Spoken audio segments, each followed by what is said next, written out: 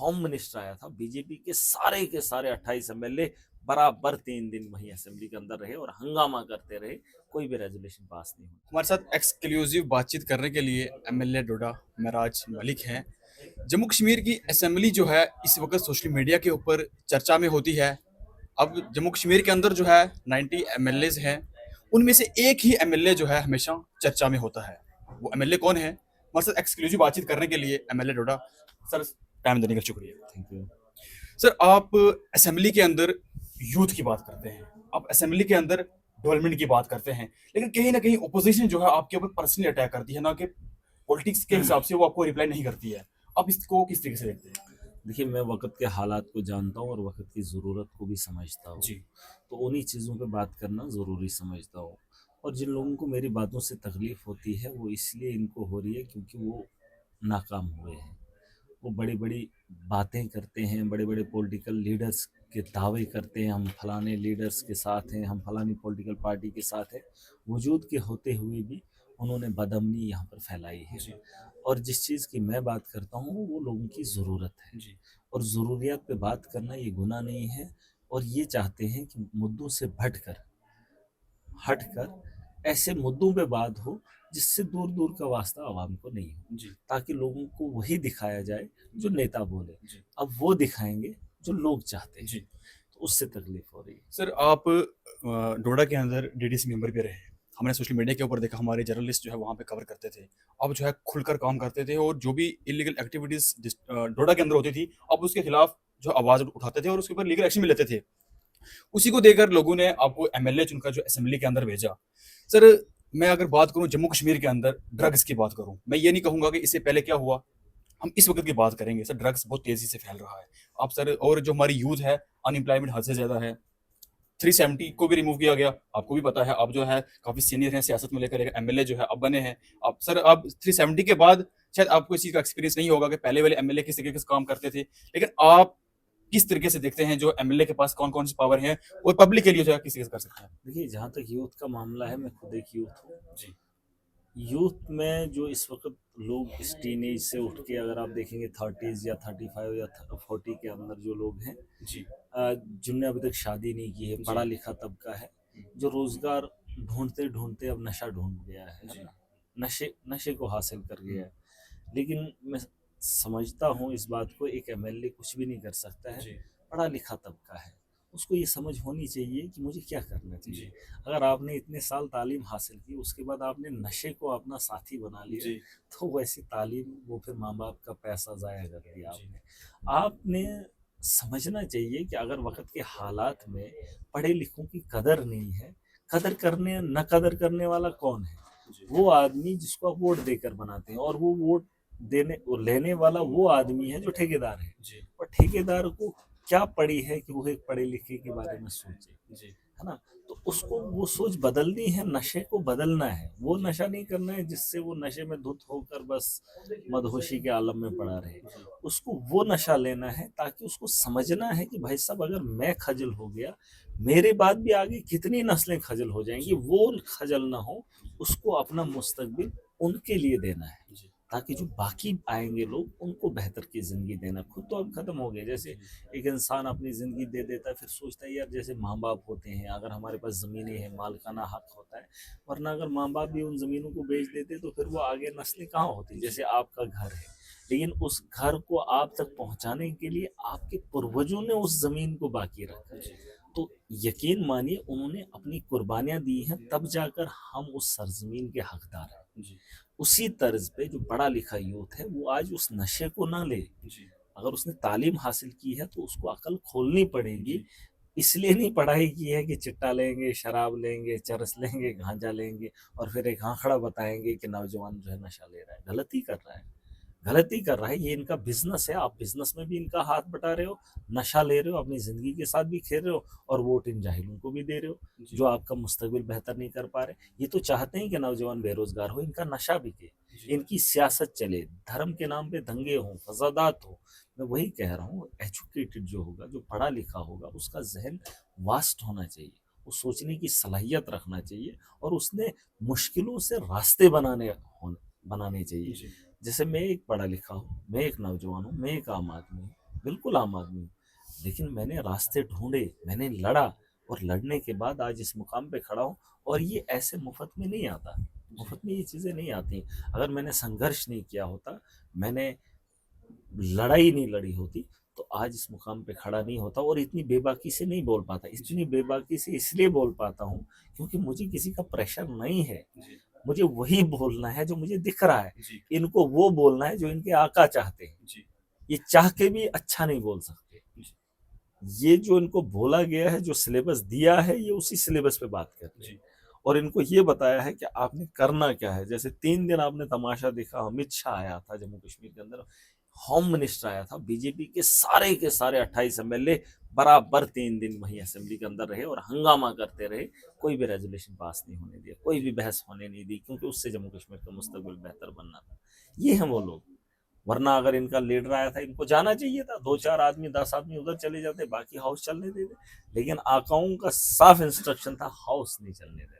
जी, बस एक दबदबा दिखाना है कि हम इतने बड़े गुंडे हैं, हम हर एक आदमी की आवाज को दबा सकते हैं। जी, हम हाउस को भी चलने नहीं देंगे, हम किसी को उठने भी नहीं देंगे, हमारे बिना पत्ता भी नहीं हिल सकता। अगर इनका जी, बस चले तो सांसें भी बेचना शुरू करेंगे।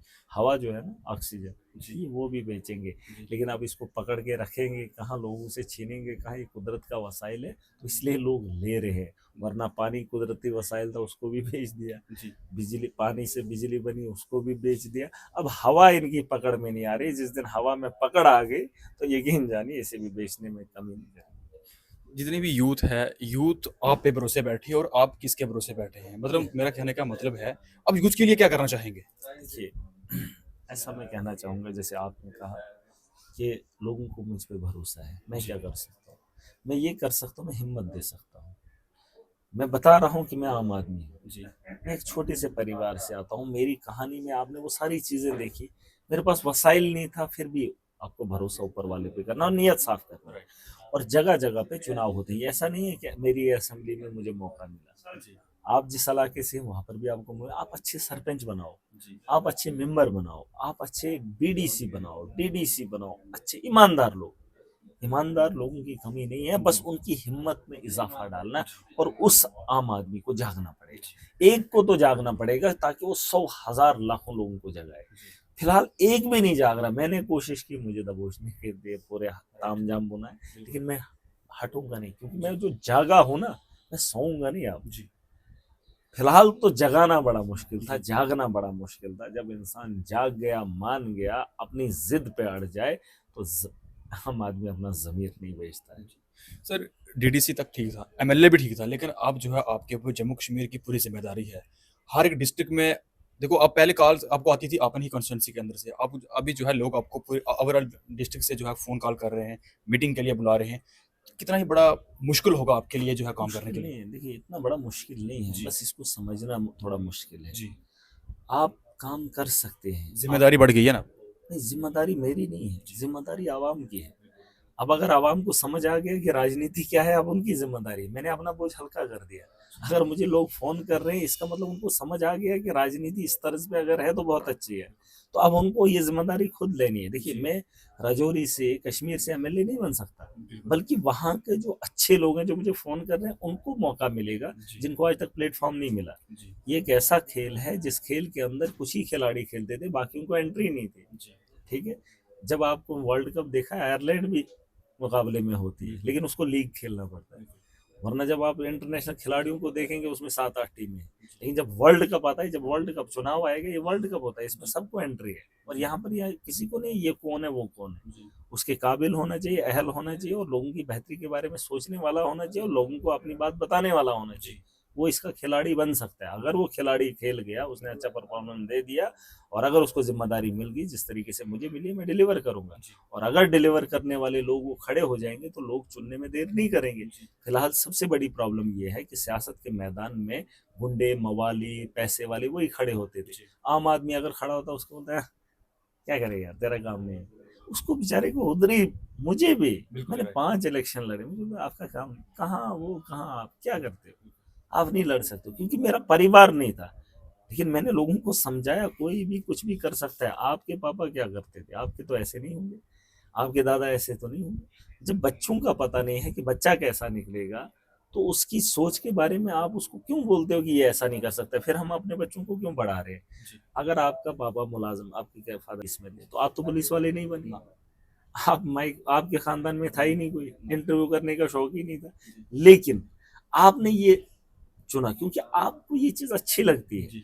अगर माँ बाप को पता चल जाएगा, उनको पता है कि हम पढ़ा रहे हैं, क्या पता मुझको अच्छा कर जाए, लेकिन फिर जब वो अच्छा करने की ख्वाहिश करता है तुम उसे रोकते हो। यार, या तो अगर आपको पता है कि इसको मेरे जैसा ही काम करना है, फिर इसको उसी काम में लगा लो। जी। फिर पढ़ा क्यों रहे हो?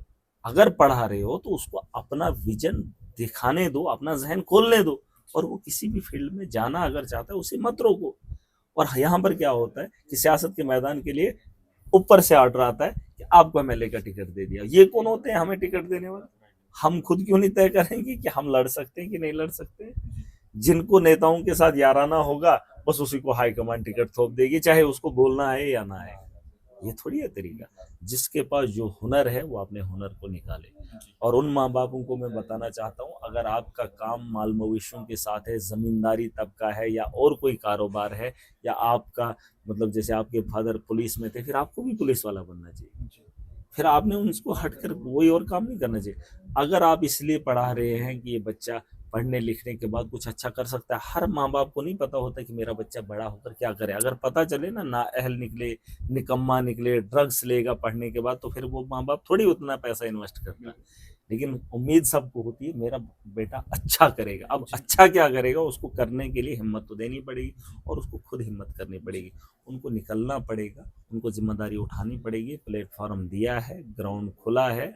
अब साबित भी हो गया कि सियासत के अंदर ईमानदारी से काम भी किया जा सकता है, लोग अच्छा भी कह सकते हैं। हर सियासतदान को आपने देखा होगा, बुरा तो कहते ही है पीठ के पीछे, लेकिन एक ऐसा आदमी हूँ जिसको जम्मू कश्मीर के अंदर लोग पीठ के पीछे क्या, उसके लिए अच्छा ही अच्छा कह रहे हैं। क्यों? क्योंकि मैं अच्छा कर रहा हूँ। मैं किसी को दिखा नहीं रहा हूँ, मैं अल्लाह की रजा के लिए काम कर रहा हूँ और इंसानियत की बेहतरी के लिए काम कर रहा हूँ। इसलिए लोग मुझे चाहते हैं, और मैं चाहता हूँ अच्छा काम करना सबकी जिम्मेदारी है, और हर धर्म के इंसानों की जिम्मेदारी है। अगर आप मानते हैं कि एमएलए का काम होता है पब्लिक के इशू को जो है असेंबली के अंदर उठाना, अगर आप उठा रहे हैं चाहे पीडीपी हो चाहे बीजेपी भाजपा हो, ये आपके ऊपर पर्सनली अटैक क्यों कर रहे हैं? थोड़ा सा इस चीज़ पे ब्रीफ करें। देखिए, आपको नहीं लगता है कि इतनी जल्दी में इतना बड़ा नाम कमाना, जी। और जिनको सालों साल हो गए अपनी शनाख्त दिखाने के लिए मैं फलाना हूँ, आपको भी बहुत सारे एमएलए आपको याद हैं कौन है ये? मुझे तो पता नहीं है। एक नाम सबकी जुबान पर कैसे? नहीं, वही मैं कह रहा हूँ। तो इनको तो तकलीफ हो रही है ना। मतलब हमें इतनी उम्र होगी, इतनी बड़ी बड़ी पार्टियों के साथ खड़े भी हुए, इतनी बार एमएलए भी बने, इतना बड़ा खानदान भी, इतना बड़ा पैसा भी है, हैं? नहीं, इतनी वो बड़ी आपकी बड़ी। तरह काम करके नाम क्यों नहीं बना सकते? उनको नहीं, कंट्रोवर्सी क्यों प्रॉब्लम करनी ये है? है कि वो धर्म के नाम पे ही धंधा करना चाहते हैं। प्रॉब्लम ये है कि मैं उनको करने नहीं दूंगा। अब उनको तकलीफ हो रही, डर सता रहा है, जब आगे चुनाव होंगे उनकी तो बोलती बंद हो जाएगी।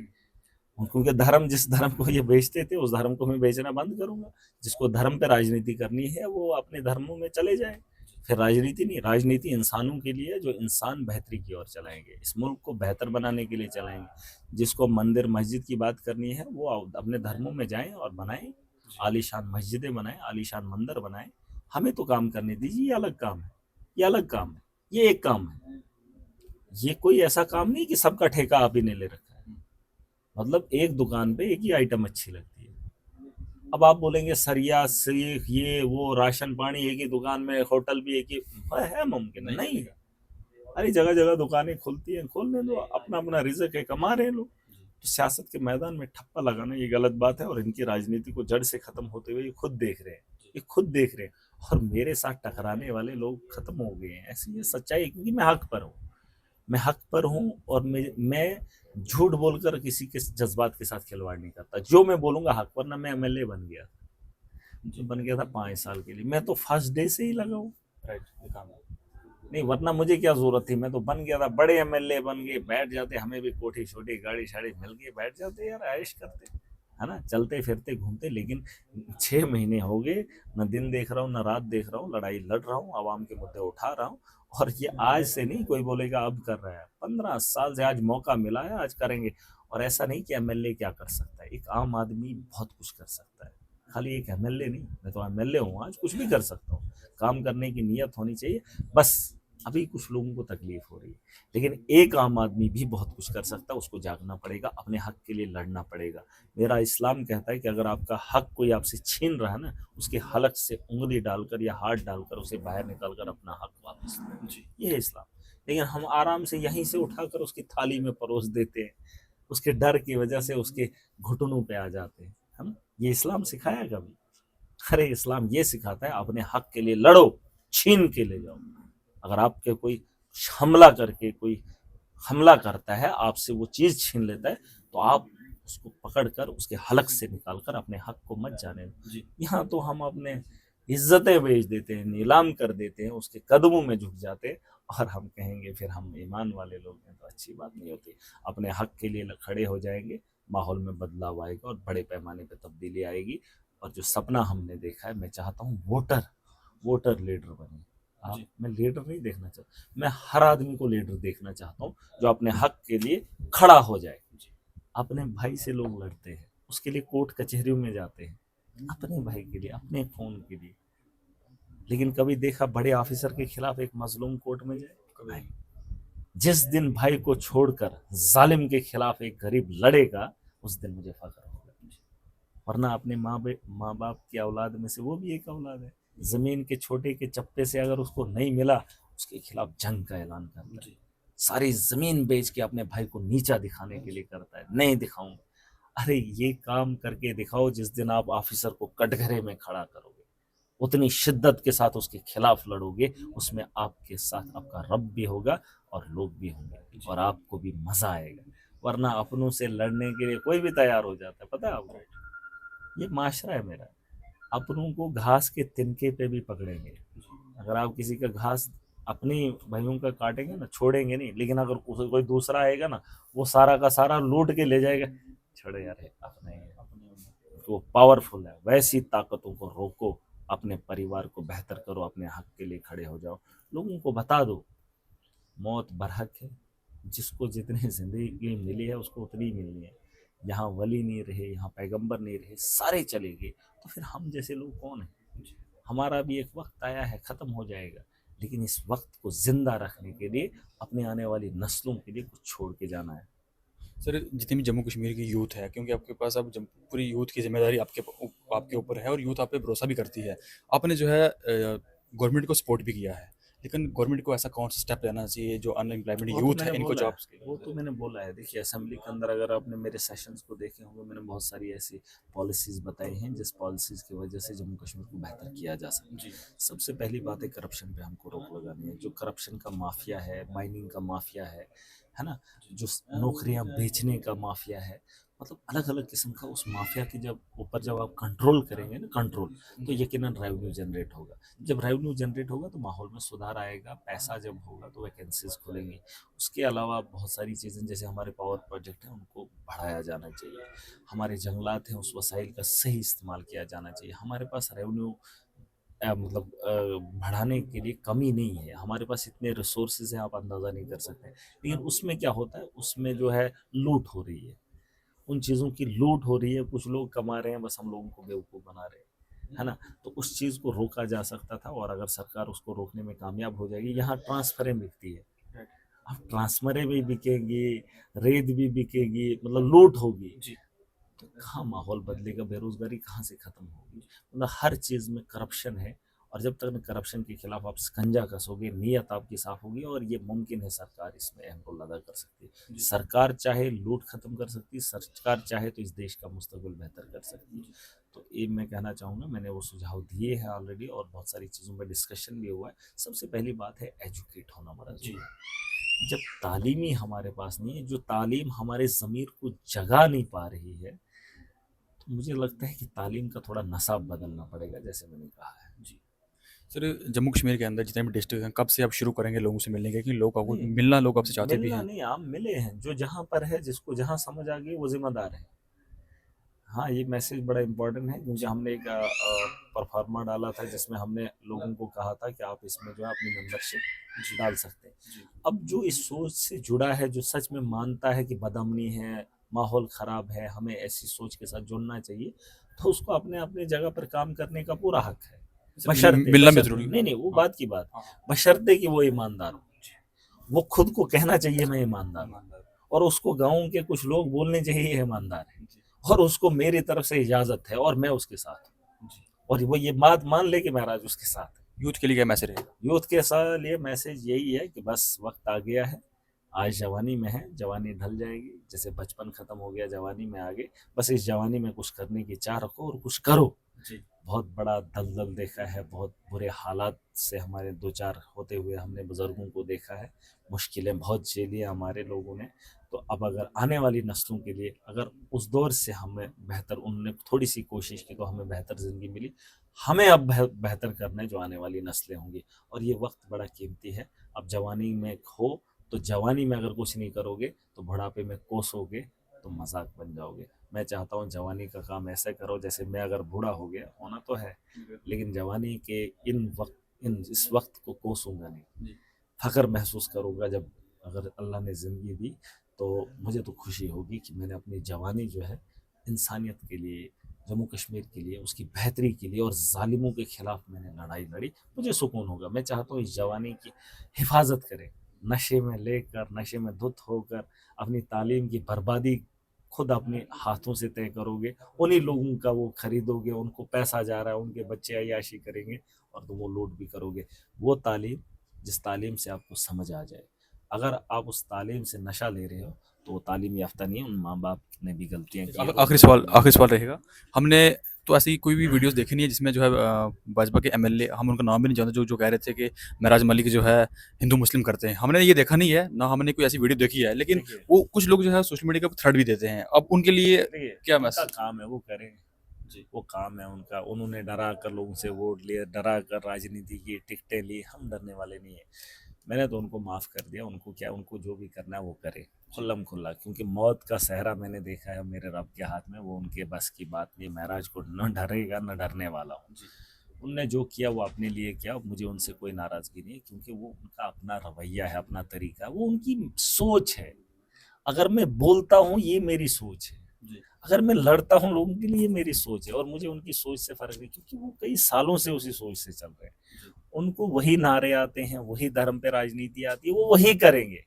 अगर आप उनको देखो, उसकी बात मैंने बोली, वो जो क्रशर वाला है उसको क्रशर बंद हो गया तो उसने गालियां सिर्फ मुझे नहीं, उसने डॉक्टर जितेंद्र को भी दी थी। जी उससे मुझे कोई गिला नहीं, वो करे वही जिसको वो करना है, लेकिन मैं डरने वाला नहीं हूँ। जी तूने जिनको डराया वो ठीक, मगर मैं डरने वाला नहीं हूँ, मुझे डराना मत।